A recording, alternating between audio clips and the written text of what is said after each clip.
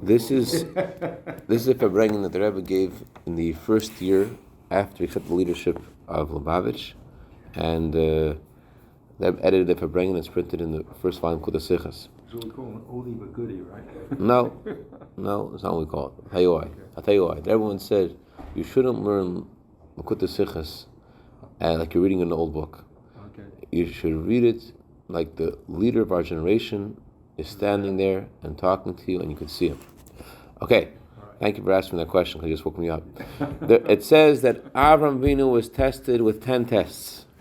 One of his first tests, and maybe also among the greatest tests, was the test of Ur Kasdim. That was when he was thrown into the furnace. Nevertheless, that test does not mention the Torah clearly. It's only hinted to. The first test which the Torah talks about is the test of leave your father's house, leave your birthplace. Possibly the reason why this is the first test mentioned in the Torah is because the idea of leaving your land exists in every person, both from above to below, and from below to above, and in the down here itself. In short, what this means is, in the concept of the descent of the soul in the body, we find two extremes. In one place, the Talmud says, against your will you live. Because the life of the soul in a body is something that is superimposed upon the soul. The soul, before it descends to the body, was hewn out of God's throne. And this is the lower level of the soul. Then there are higher levels of the soul.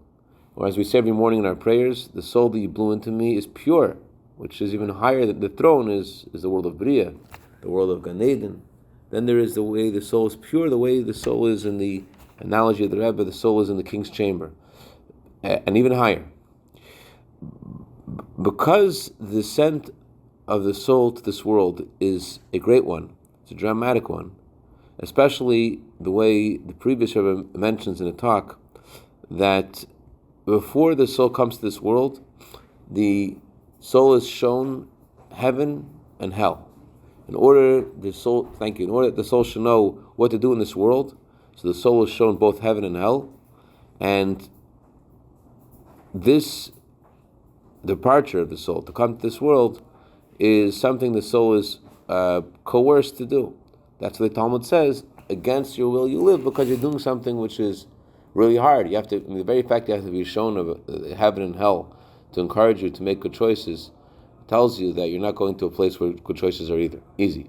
So it's a huge descent. That's point number one. Number two, on the other hand, despite the fact that this descent is so great, the neshama, the soul, achieves through this descent a incredible elevation to go to a place higher than it was before. As the Talmud says, that a descent is for the purpose of ascent. So despite the fact that it's going so low, it's reaching a higher place. Okay, so till now we've discussed this as capability of reaching a higher place than it was before. The truth is that every soul does reach to a certain extent something as a result of its descent to this world. The fact that it does one mitzvah is already something it couldn't do before. So these two concepts of lechacha, the soul's ascent to the body, and the soul's subsequent elevation from the body to go even higher than it was before, are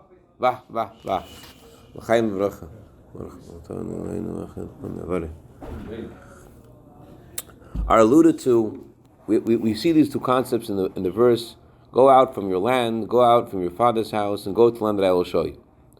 What the Torah says, go out from your land.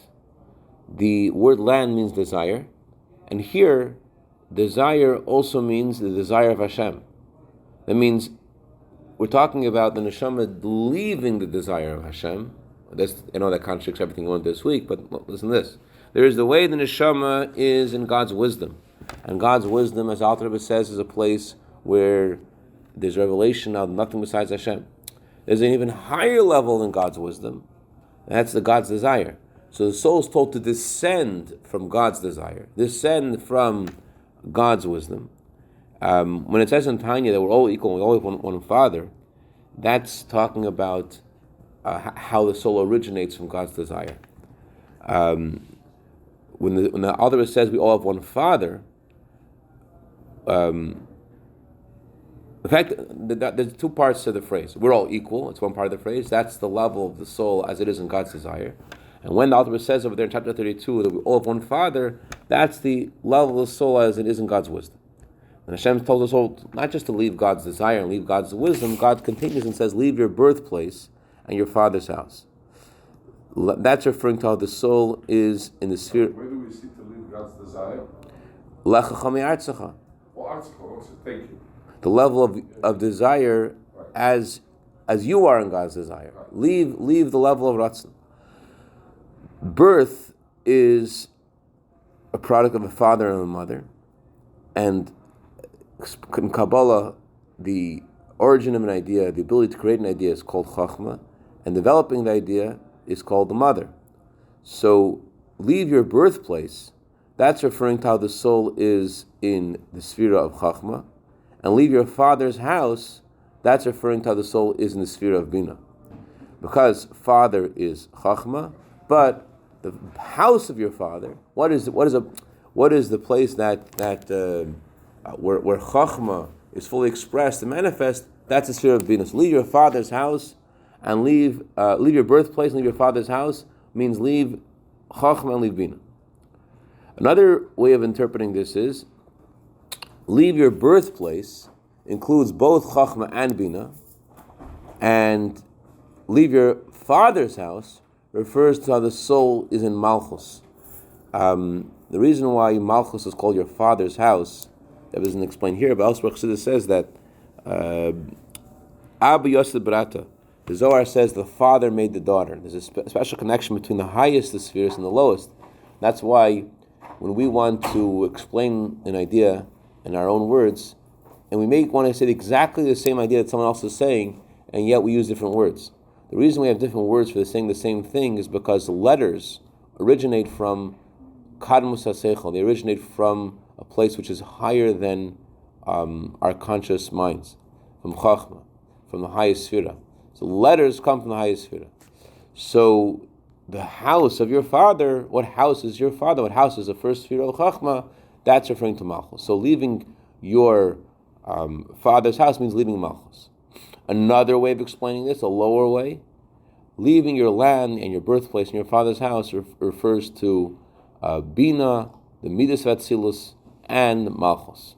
So these three levels of the soul also exist in the various worlds. In other words, till now we're explaining these levels as they are in one world, the world of Atzilus.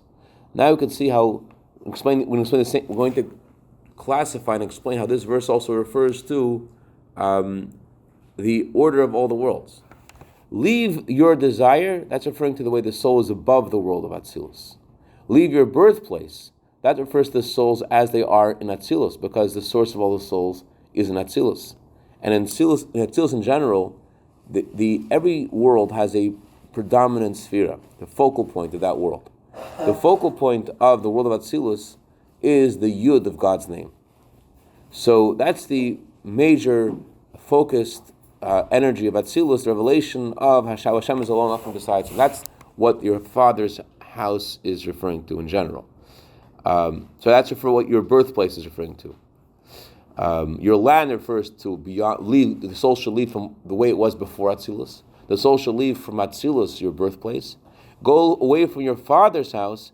That's referring to the world of Bria, where in the world of Bria there is an expression of the sphere of Bina, and Malchus Vatzilus is called the crown of Bria. So the soul's told, in short, go away from your land, go away from your birthplace, go away from your father's house, that it should leave from its divine source of all the aforementioned levels. And where should it go? It should go into the land that God will show it to dress itself in this earthy physical body, because specifically in the physical body can the soul reach the highest level.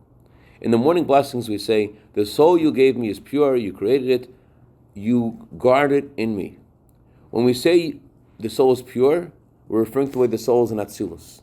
When we say, you have given me the soul, we don't put a definition. We say, the soul you have given me, then we say, is pure. The words, you have given me, refers to the way the soul is higher than the world of Atzilus. When we say it's pure, referring to the way the soul is in Atzilus. And yet the soul descends lower, as we continue on in our morning blessings, and we say, you have created it. That refers to the soul in the world of Bria. You have formed it. It refers to the way the soul is in Yetzirah, the lower world, the lower level of Gan Eden. Until we say the next words in the prayer, in the blessings in the morning, you have blown the soul into me. That refers to the physical body. And specifically, through the soul being blown into me, into a physical body, can the soul achieve the next line in the prayer, you guard it within me. That divine energy in those words that we're referring to, you guard it within me, that's even higher than the soul being pure. It's higher than what we are referring to when we say, you have given me. It's higher than the world of Atzilus and higher than beyond Atzilus. It's even higher because guarding, in order to guard something, you have to be higher than what you are guarding. So we specifically connect to that lofty divine energy where, when you've blown the soul in me, only when we're in that dramatic change, the soul coming into me, into a human being, into my body, that's when we add the line in the prayer, you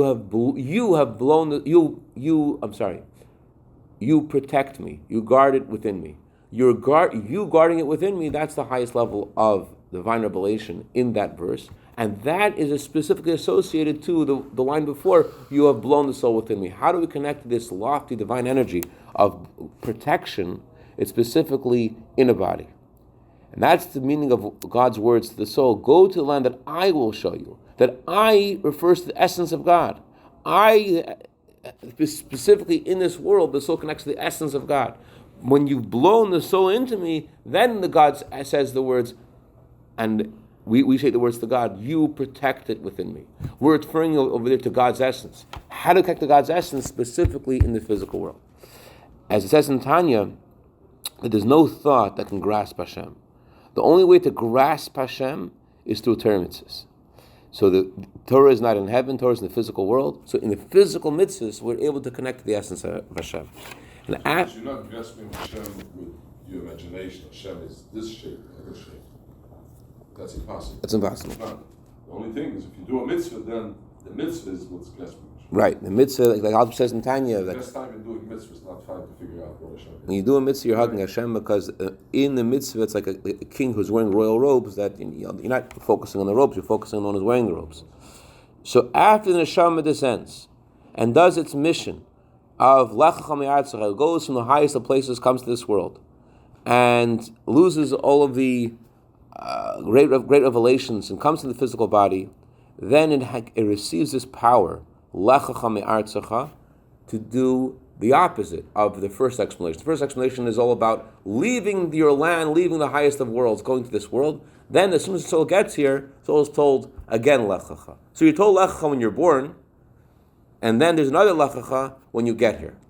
Lechacha mi'artzecha, to go from below to above. The Yetzer Hara, evil inclination, comes into a person first. The moment a person makes a move to leave his mother's womb, right away the Yetzer Hara is already there. So we have to have the strength to overcome the Yetzer Hara, to overcome the evil inclination. And when the soul comes into this world, God gives the soul these powers, that it should be able to go out of your land. Remember, again, the verse now means from below to above, as we were learning earlier this week. Go away from your land means go away from the desires of your animal soul. Go away from what you want. Go away from your animalistic desires.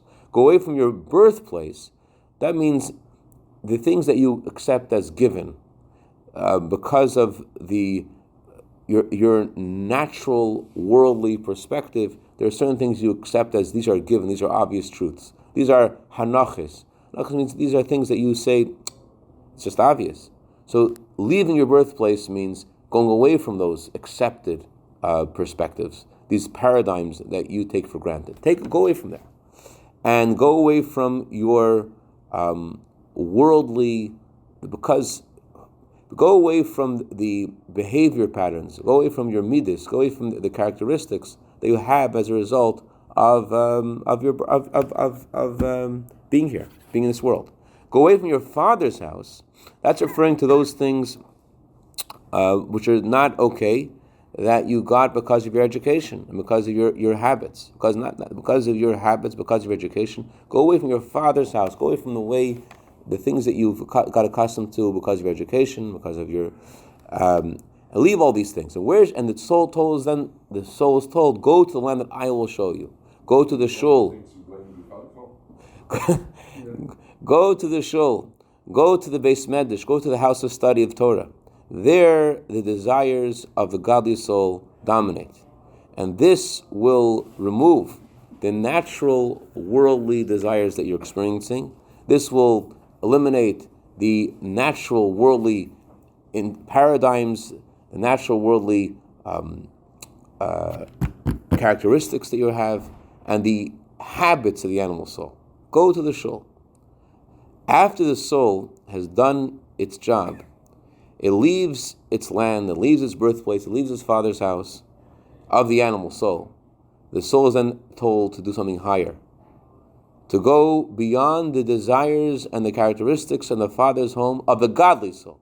The first step, God says, leave your animal soul. Don't do what your animal soul wants. Don't do what your animal soul thinks. Then Hashem tells the soul further, don't listen to your neshama either. Go away from your land means go away from the desires of your godly soul. Go away from your birthplace means go away from the chachma of your godly soul. The chachma is not a small thing. The chachma of your godly soul is your power of sacrifice for Hashem comes from the chachma of godly soul. It's a big thing. Go away from your father's house means go away from your meditation about holiness. Where should you go?